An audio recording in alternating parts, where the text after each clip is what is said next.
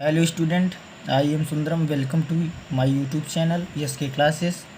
जैसा कि हम पिछले वीडियो में आपको टेंस के विषय में पढ़ा चुके हैं कि टेंस क्या है, टेंस के कितने भेद होते हैं और टेंस के कितने उपभेद होते हैं। तो आप लोग यदि मेरे पिछले वीडियो को अच्छे तरीके से नहीं देखे हैं तो आप लोग उसको देख लें, तो आपके टेंस के विषय में टेंस कितने प्रकार होते हैं, टेंस के कितने भेद होते हैं और उपभेद कितने होते हैं, आपको अच्छे तरीके से समझ में आ जाएगा। मैं आपको आज प्रेजेंट इंडेफिनिट टेंस के विषय में बताने जा रहा हूँ। आज मैं आपको प्रेजेंट इंडेफिनिट टेंस के विषय में बताने जा रहा हूँ कि प्रेजेंट इंडेफिनिट टेंस की पहचान क्या है और हेल्पिंग वर्ब क्या है, इसमें फॉर्म कौन सा यूज होता है। प्रेजेंट इंडेफिनिट टेंस की हिंदी आप लोग जानते ही हैं कि वर्तमान। इंडेफिनिट का मतलब अच्छे तरीके से आप लोग पिछली वीडियो में अगर पढ़े होंगे तो आपको पता होगा कि इंडेफिनिट का मतलब क्या होता है। अनिश्चित टेंस का मतलब होता है काल। आपको पता होगा कि काल क्या है। अगर आप पिछली वीडियो को नहीं देखा तो उसको आप देख लीजिएगा।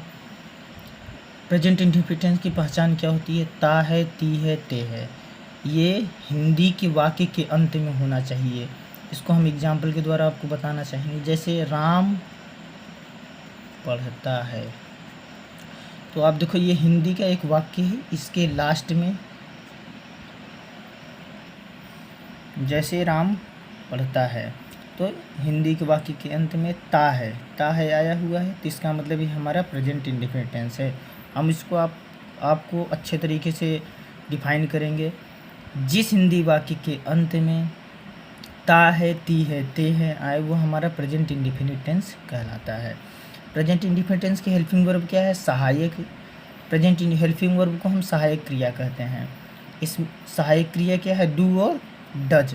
इसमें फॉर्म कौन सा लगता है? वर्ब की फर्स्ट फॉर्म। कुछ बच्चे ये नहीं जानते हैं कि वी और फर्स्ट इसका मतलब क्या होता है, वी सेकंड का मतलब क्या होता है, वी थर्ड का मतलब क्या होता है। तो बच्चों आपको बताना चाहूँगा, वी का मतलब होता है वर्ब, और ये फर्स्ट आपका जानते ही हो कि वर्ब की फर्स्ट फॉर्म, वर्ब की सेकंड फॉर्म और वर्ब की थर्ड फॉर्म। अच्छे तरीके से आपके समझ में आ गया होगा। अब अफर्मेटिव सेंटेंस। अफर्मेटिव सेंटेंस सकारात्मक वाक्य। इसको हम अफर्मेटिव सेंटेंस को कई रूलों के माध्यम से हम समझेंगे। फर्स्ट रूल है सिंगुलर नंबर थर्ड पर्सन कर्ता के साथ वर्ब में यस या यस लगा देते हैं। कोई भी नाउन सब्जेक्ट हमारा थर्ड पर्सन होगा। अब आपकी ये समझ में नहीं आएगा। पहले तो मैं आपको सभी स्टूडेंटों को ये बताना चाहूँगा कि ये जो मैं पढ़ा रहा हूँ ये आपको 6, 7, 8, 9, 10th, 11th, 12th सभी बच्चों के लिए अनिवार्य है। सिंगुलर नंबर का मतलब बच्चों के नहीं समझ में आएगी। सिंगुलर नंबर क्या है? सिंगुलर नंबर का मतलब होता है एक वचन। क्या होता है सिंगुलर नंबर का मतलब? एक वचन। सिंगुलर नंबर का मतलब होता है एक वचन। अब एक वचन कर्ता कौन कौन से आते हैं आप अच्छे तरीके से जानते होंगे कि ही, सी, इट, व नाम, ये हमारे एक वचन कर्ता के अंतर्गत आते हैं। तो इसमें सिंगुलर नंबर एक आपकी सिंगुलर नंबर समझ में आ गया होगा। अब थर्ड पर्सन, ये थर्ड पर्सन मैं आपको जब डायरेक्ट इनडायरेक्ट पढ़ाऊंगा तो उसमें आपको मैं अच्छे तरीके से समझाऊंगा वो फर्स्ट पर्सन क्या है, सेकंड पर्सन क्या है और थर्ड पर्सन क्या है। ये आपको ऊपर बताया गया है। First person I, we, second person you और third person he, she, it, व नेम। ये आपको नरेशन में अच्छे तरीके से एक्सप्लेन करूँगा, समझाऊँगा। तो आपको ये समझ में आ गया होगा कि कैसे सिंगुलर नंबर क्या है, थर्ड पर्सन क्या है वर्ब में। अब इसमें एक आता है वर्ब में यस या यस लगा देते हैं। तो सिर्फ केवल एक वचन कर्ता में ही, जहाँ ही, सी, इट, व नाम होगा, वहाँ हम सिर्कल उस वर्ब के साथ हम यस या यस का प्रयोग करेंगे। आपको मैं ये देखो रूल के माध्यम से बताया हूँ, सूत्र के माध्यम से। सब्जेक्ट प्लस वर्ब की फर्स्ट फॉर्म प्लस यस या यस, ऑब्जेक्ट और प्लस अदर। टेंस का अनुवाद अंग्रेजी में करते समय इसमें इज एम आर का प्रयोग नहीं होता है। प्रेजेंट इंडेफिनिट टेंस में अच्छे तरीके से बच्चों से ये समझ लो कि प्रेजेंट इंडेफिनिट टेंस में इज एम आर का प्रयोग नहीं किया जाता है। ई एस का प्रयोग कहाँ करते हैं? जहाँ डबल एस, एस, एच, सी, एक्स, ओ, टी, एच, ये जहाँ इतने आएंगे वहाँ हम किसका प्रयोग करेंगे? ई एस का प्रयोग करेंगे। इन सब को छोड़ के बाकी अन्य जगह हम यस का प्रयोग करेंगे। बट आपको फिर से पुनः याद दिलवाऊंगा, सिर्फ केवल एक वचनकर्ता में, सिर्फ केवल एक वचनकर्ता में ही हम यस या यस का प्रयोग करेंगे, बहुवचनकर्ता में यस या यस का प्रयोग नहीं करेंगे। अच्छे तरीके से समझ में आ गया होगा आपको। एग्जाम्पल के द्वारा इसे समझते हैं हम लोग। जैसे GO, तो देखो लास्ट में मेरा O आया हुआ है, तो गोज, GOES, ES लगा दिए हम लोग, कि हमारा गोज बन गया। इसी प्रकार मैंगोज, इसी प्रकार वाश, SH आया है तो इसका बन जाएगा WASHE, ये बन जाएगा हमारा इस तरीके से, तो ES लग जाएगा। तो अब हम लोग नीचे एग्जाम्पल के द्वारा इसको समझना चाहेंगे। जैसे राम बाजार जाता है, राम बाजार जाता है, तो पहले कोई भी टेंस करने से पहले मुझे हम लोगों को यह देखना होता है कि हमारा टेंस कौन सा है। तो इसकी पहले पहचान चेक करेंगे। तो पहचान हमारा है ता है, इसका मतलब ये हमारा प्रेजेंट इंडिफिनिट टेंस है। कौन सा है? प्रेजेंट इंडिफिनिट टेंस है। टेंस करने से पहले हम लोग चेक करेंगे कि हमारा टेंस कौन सा है। तो जब लास्ट में हम लोग वाक्य, हिंदी के वाक्य के अंत में चेक करेंगे तो पता चल जाएगा। तो यहाँ ता है तो हमारा प्रेजेंट इंडिफिनिट टेंस है। और उसके बाद यहाँ सब्जेक्ट, मतलब सिंगुलर नंबर में है कि प्लूरल नंबर में है। तो हमारा सब्जेक्ट जो है वो देखिए राम, राम एक नाम है, राम एक नाम है, तो ये हमारा सिंगुलर नंबर है। तो राम हमारा क्या है? सब्जेक्ट है। लेकिन जो हमारा सब्जेक्ट है वह सिंगुलर नंबर में है, एक वचनकर्ता में है। तो जैसा आपको मैं बताया हूँ कि सिंगुलर नंबर में हम किसका प्रयोग करते हैं? यस या यस का। तो हमारा राम क्या है? सब्जेक्ट है। और हमारा बाजार क्या है? ऑब्जेक्ट है। और जाता है हमारा क्या है? वर्ब है। ठीक, तो हम इसका ट्रांसलेट करेंगे जब, तो राम गोज़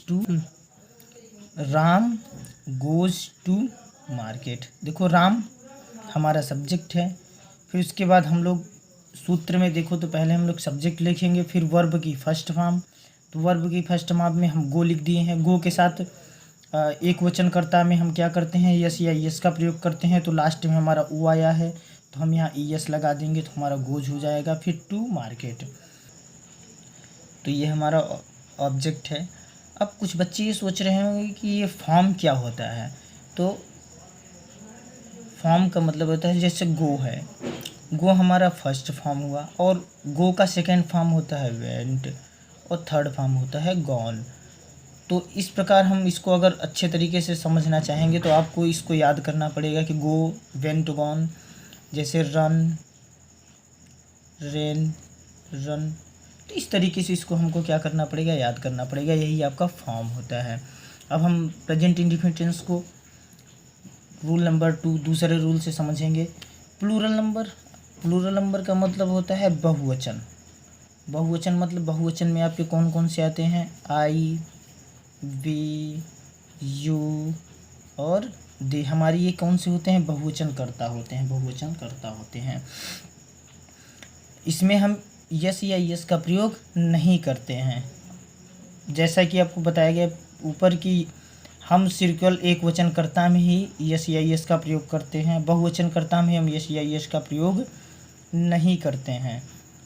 ये हम एग्जाम्पल के द्वारा देखते हैं। वे जाते हैं, तो वे जाते हैं, तो दे गो। लेकिन यदि यही हमारा एक वचनकर्ता में होता, जैसे राम जाता है, तो यहाँ राम गोज हो जाता। जो यहाँ गो है इसके साथ ही यस लग जाता। लेकिन हमारा वे, दे माने वे, हमारे ये बहुवचनकर्ता में है, इसलिए हम इसको गो लिखे हुए हैं, गोज नहीं लिखे हैं। आपको समझ में आ गया होगा।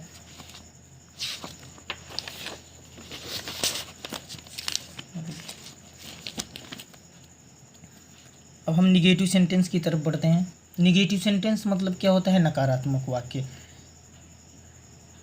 इसको रूल के माध्यम से समझते हैं। इसमें भी वही है, subject do, does, not plus verb की first form plus object plus other. Verb की first form plus object plus other. अब अफर्मेटिव में हम लोग ना IJMR का प्रयोग करते हैं, ना ही डू डज का प्रयोग करते हैं। लेकिन निगेटिव सेंटेंस में डज का और डू का दोनों का प्रयोग होता है, लेकिन आपको ये भी पता होना चाहिए कि डज का प्रयोग कहाँ होगा और डू का प्रयोग कहाँ होगा। डज का प्रयोग हमारा ही सी इट वह नाम मतलब सिंगुलर नंबर में किया जाएगा, और हमारा डू का प्रयोग कहाँ होगा, प्लूरल में।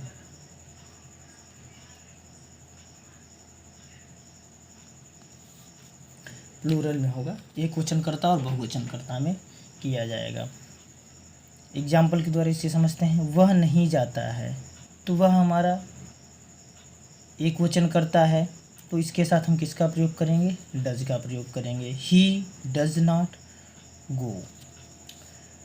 हम घर नहीं जाते हैं, तो हमारा वी हमारा क्या है, बहुवचन करता है, तो we do not go to home. अच्छे तरीके से आपके समझ में आ गया होगा कि निगेटिव सेंटेंस क्या है, सिंपल है। इसमें आपको यही देखना है कि एक वचनकर्ता के साथ डज का प्रयोग और बहुवचनकर्ता के साथ डू का प्रयोग करते हैं, वो भी सिर्फ नकारात्मक निगेटिव सेंटेंस में। अब हम लोग बढ़ते हैं इंट्रोगेटिव। इंट्रोगेटिव मतलब होता है प्रश्नवाचक। प्रश्नवाचक का जो चिन्ह होता है इस तरीके से, जब जहाँ भी प्रश्नवाचक होगा इस तरीके से हम ये चिन्ह बनाएंगे। इंट्रोगेटिव हमारे दो प्रकार के होते हैं, एक होता है यस नो टाइप क्वेश्चन और एक होता है WS type question. Yes no type question क्या होता है, सब्जेक्ट में पहले क्या आए, सब्जेक्ट में पहले क्या, सब्जेक्ट के पहले क्या आया है, मतलब ये एग्जाम्पल के द्वारा देख लो आप।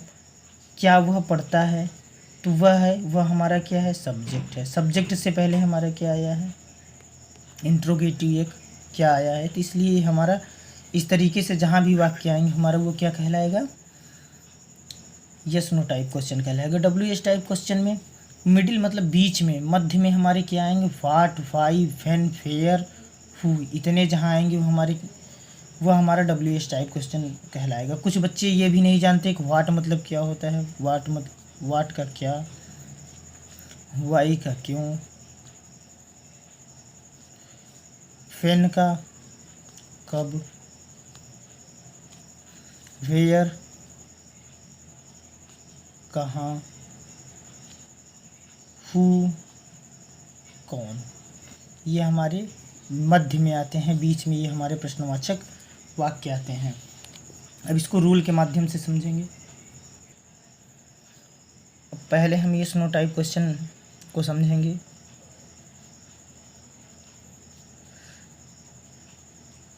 यस नो टाइप क्वेश्चन को समझेंगे। इसमें पहले हमारा सब्जेक्ट से पहले क्या आएगा, तो इसमें इसकी जो फार्मूला सूत्र बनाएंगे हम लोग, कैसे बनाएंगे, पहले हम लोग लिखेंगे डू या does plus subject plus verb की first form plus object plus other, ठीक, प्लस क्वेश्चन मार्क।